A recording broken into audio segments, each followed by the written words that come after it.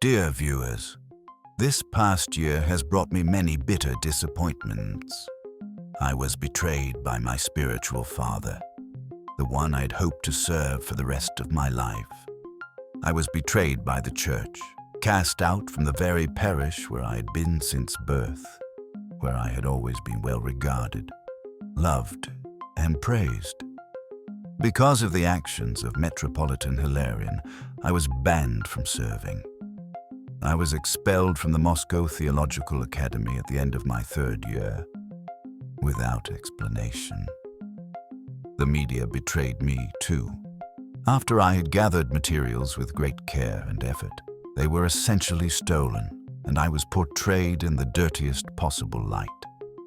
Today, I want to talk about who Metropolitan Hilarion really is. I want to expose yet another lie he told about me, that I am supposedly a bribed spy. Let me say this right away.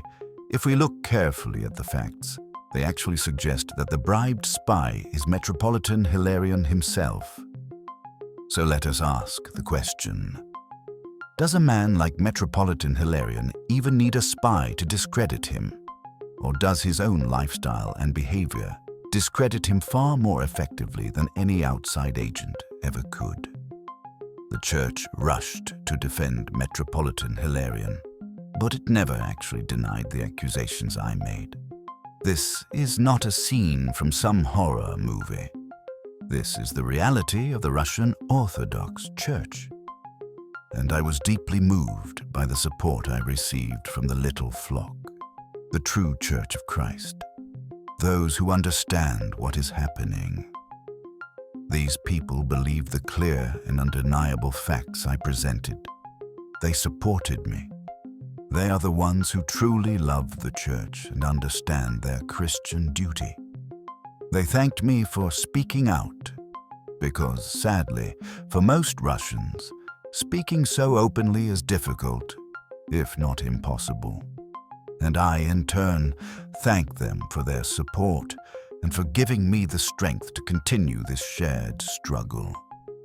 Let's take a closer look at the man named Metropolitan Hilarion. Even a 30-minute search online will reveal an overwhelming amount of information about Metropolitan Hilarion, enough to warrant his removal from holy orders, excommunication, or even criminal prosecution. And that's despite the fact that his team is constantly scrubbing the internet of anything negative. So how does he keep coming out clean? Why are others defrocked for far lesser offenses, yet he remains untouched? Let's try to understand this together. Many people are impressed by the sheer number of books, broadcasts, and films supposedly authored by Metropolitan Hilarion. I was once impressed as well, but when you look closely, it becomes clear that this authorship is, at best, questionable. I lived with him in Hungary for a long time, 365 days a year, 24 hours a day. I had no days off, and not once did I see him writing or even reading.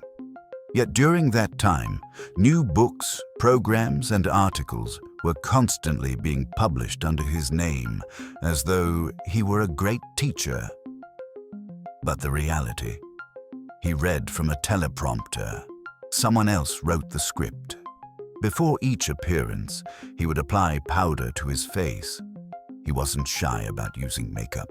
After all, he needed to look as flawless as possible on camera. Now, if we were talking about an actor or a TV presenter, maybe that would make sense, even for a man. But for a monk who has taken a vow of poverty and humility, what kind of narcissism does it take to act like that? As for his printed works, he never even read them. They were published under his name, but written and managed entirely by his team. His so-called library was mostly decorative, filled with books he never touched, many of which were supposedly written by him or gifted by others. A person who writes books, truly writes books, speaks passionately about those topics, reads constantly, and lives what he teaches. But Metropolitan Hilarion, you've heard him at the dinner table. What does he talk about? Money. Sponsors. That's what interested him most. Conversations about spiritual matters were rare, and when they happened, he quickly redirected them toward more comfortable topics. In fact, he spent a great deal of time in my bed, and now he's trying to take revenge on me for revealing the truth. Is that the kind of man who could have written an entire library of theological works? Can bitter water and sweet water flow from the same source? In his free time, which was basically all the time except for Sunday services and major feast days, he entertained himself. He searched for real estate. He hunted for sponsors. He traveled between his numerous homes or visited those who could give him money. Those were his real interests. He once confessed in an interview that, after the Gospels, his favorite book was Winnie the Pooh. Now think about that. Can you imagine a man who has supposedly studied the teachings of the Church Fathers so deeply that he feels called to share that knowledge with the world? And yet his second favorite book is Winnie the Pooh. He loved stuffed bears. He would gift them to his assistants. He enjoyed getting into bed with those who played with plush toys. Is this a harmless quirk? Or is it a sign of something more deeply disturbing, perhaps even a veiled form of pedophilia? Ask yourself, would a true Christian author, someone who writes deeply about faith, take revenge so cruelly on his own spiritual son? You won't find a single example of that in Christian tradition. Only among those who are spiritually unwell or worse. After all, someone who writes so much about Christ should at least live as a believer. Would such a man ever prevent a young man from entering a monastery for spiritual healing? Would he drive him out of the church and out of the theological academy? Yet that's exactly what he did, and anyone can verify it. You can also verify that Metropolitan Hilarion lies when he says, "I've forgiven everyone, I hold no grudge, I pray for them all." I returned everything I had taken for my own protection. The incident was over, yet even now, the Metropolitan demands a trial against me. Meanwhile, he uses corrupt influence in Hungary to avoid punishment himself. Is that how a spiritual father, a Christian, should behave? And the things he took from me, he never returned them. So apparently, his material possessions mean more to him than the life of a young man. And people still believe this man writes spiritual books at lightning speed. This is a monk who has taken a vow of poverty. Yet he clings to property, status, and possessions with all his strength. He refuses to forgive. He would rather put a person in prison than let go of what he thinks belongs to him. His books, his public appearances, it's all part of an elaborate PR campaign. Behind it stands a team of professionals, generously funded by someone.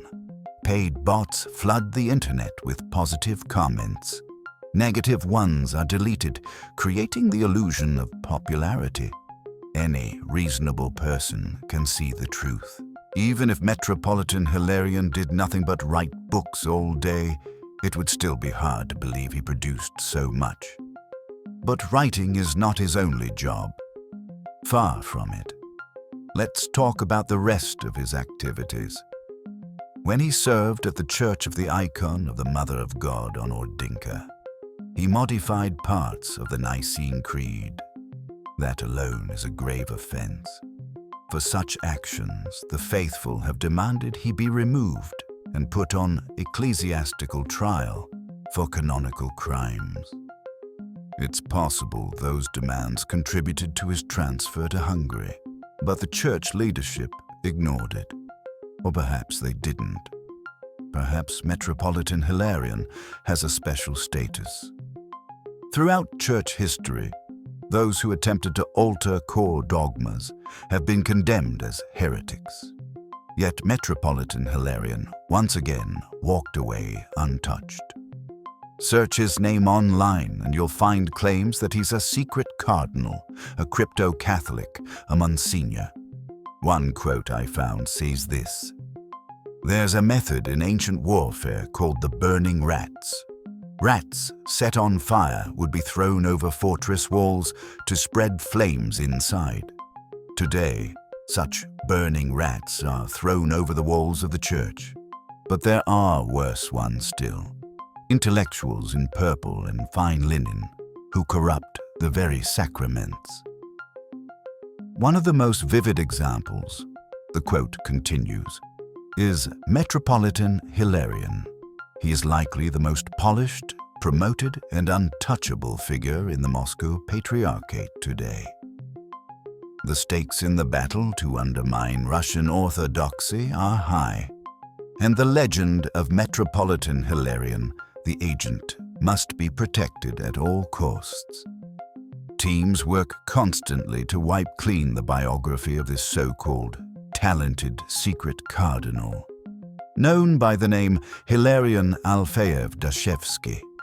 Yes, Alfeyev wasn't even his real surname. I found information online indicating that the name Alfeyev was taken from one of his mother's former husbands, because it sounded more suitable for building his public image. Before that, he went by Dashevsky. What we're dealing with here is a deeply embedded agent of Vatican influence. At the very least, a crypto-Catholic archbishop placed within the Russian Orthodox Church, promoted by powerful anti-Orthodox, anti-Russian forces, and tasked with its destruction. Metropolitan Hilarion now brands himself as a savior of orthodoxy, a guardian of faith, a patriot. But his actions contradict his words. As the Bible says, "By their fruits you shall know them." Look at what he does, not what he says. He condemns the West's non-traditional values, yet he practices them himself. Worse still, he's dishonest about it. He speaks like a patriot, but behaves like an agent of the very forces he claims to oppose.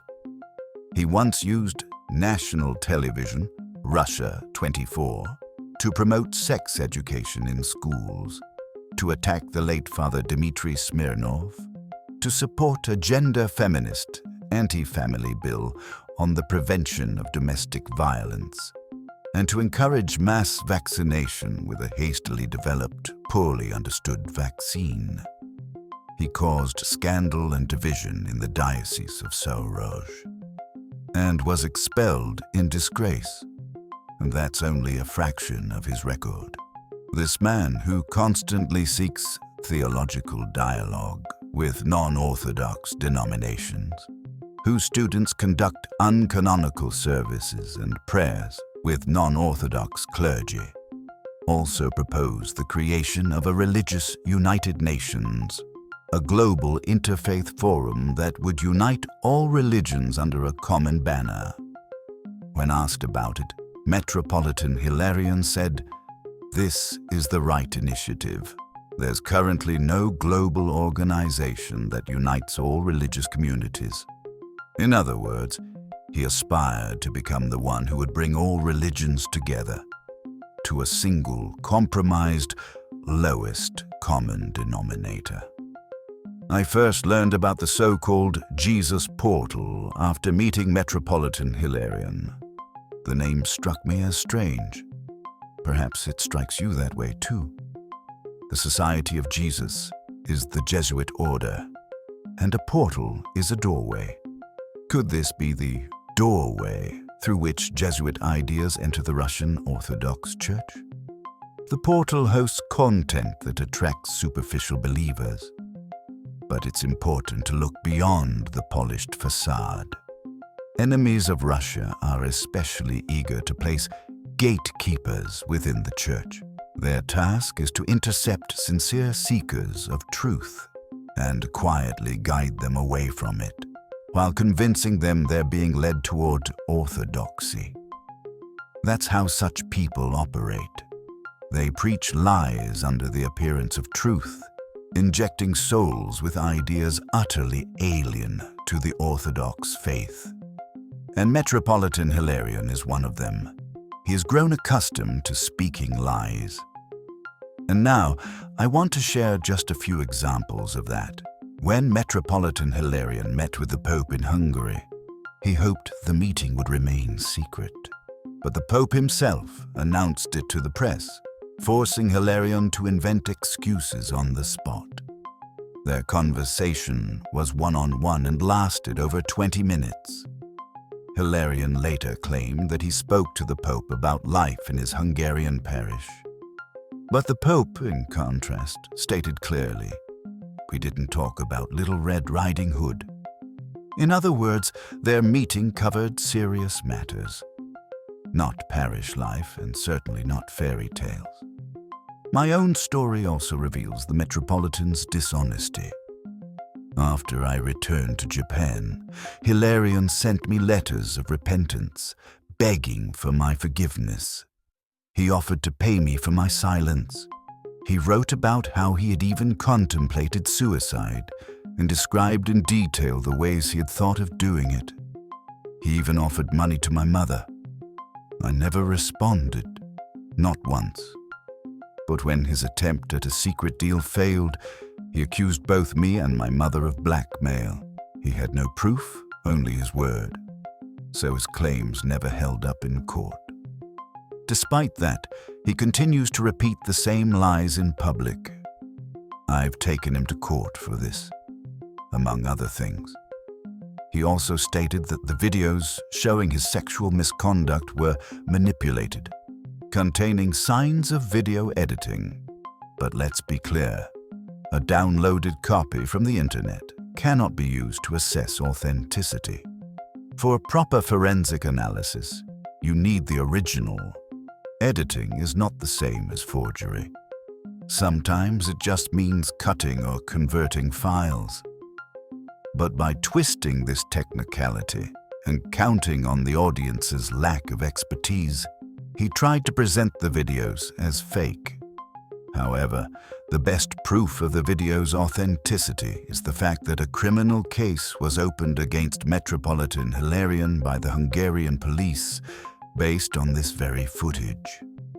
If the videos were fake, the case could not have been opened. No sane person would submit fabricated evidence to the police. It would be discovered instantly and would result in criminal charges. If I had done such a thing, I would have already been prosecuted for perjury, and Hilarion would have used that to publicly destroy me. But none of that has happened. And that, once again, confirms the truth of my claims and the falsehood of his. He's a man who lies to his flock, and I feel deeply sorry for those who believe him. No true Christian, let alone a metropolitan, could lie with such ease. Let me give you a few more examples that show how he treats his own flock. He employed a nun as a kind of personal maid. When he bought his country estate, there were many rooms he didn't even use. Yet instead of giving the nun a proper cell, he assigned her to a toilet, a large restroom split into 2 areas, one for changing, one with the toilet and bath. He wanted her to live in the changing area. I was outraged, and only after I protested did she finally receive a room. There's also a woman, let's call her Veronica F., a devoted admirer of his. She writes countless comments online in his defense. Her passion borders on obsession, almost like worship. While I was in Budapest, Metropolitan Hilarion often asked me to write short replies to her in his name because she was flooding him with letters. I sent messages from my email account, posing as the Metropolitan, just as he instructed. When I asked who she was, he laughed and said, "Just some crazy fan." She once shoved people aside just to get my blessing. To him, this woman was nothing more than decoration, a prop to create the illusion of a happy, loyal flock. I, too, was once part of that illusion. He loved me until I refused to enter into a sinful relationship with him. And now, just as he promised, he is exacting his revenge. I need to go to a monastery. I need to rebuild my life, a life he helped destroy. But I cannot start anew because Metropolitan Hilarion refuses to withdraw his accusations, even though the matter has been resolved. He doesn't care that my soul is suffering. Those who believe his claim that my testimony is fake can see for themselves that he is lying. He promised to punish me. And anyone can now see that this is exactly what he's doing. There's also a great deal of information about Metropolitan Hilarion's non-traditional sexual life, and about the scandals he managed to cover up. But I won't touch on that for now. The West is actively protecting him. He, his mother, and one of his assistants, along with their entire family, were granted Hungarian citizenship in record time, bypassing basic requirements. Meanwhile, other priests in Hungary, some who have lived there for over 10 or even 20 years, who speak the language fluently and work full-time, still can't get citizenship. Metropolitan Hilarion received his papers for reasons known only to those in power. Considering how untouchable he appears, it wouldn't be far-fetched to assume he belongs to something even more dangerous. Perhaps a secret anti-Christian organization. My goal today was simply to scratch the surface of who Metropolitan Hilarion really is. If we were to dig deeper, we'd need a whole documentary series. The facts I presented show clearly that this man is not a true shepherd, but an agent of hostile forces, embedded within the church to help dismantle it from within. People are shocked by the wealth he's accumulated, and yet what we've seen is only a small fraction. His financial power far exceeds that of most metropolitans, and his influence is immense.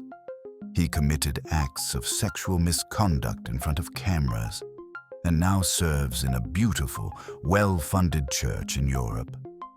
Meanwhile, his victim, me, suffers persecution. The money and property he loves so dearly may well be payment for the role he's played in weakening the church. The PR machine built around him was designed to portray him as an extraordinary man, a preacher, a pious Orthodox Christian. In truth, he's someone who loves money and young Asian boys. His worldview is not Christian, it's the opposite. Some people have become so used to corruption in the church that they're more shocked by someone speaking out against it than by the corruption itself.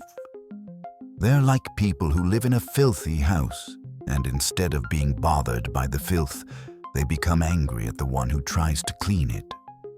There are people with eyes wide shut, who refuse to change their thinking or even look at the obvious.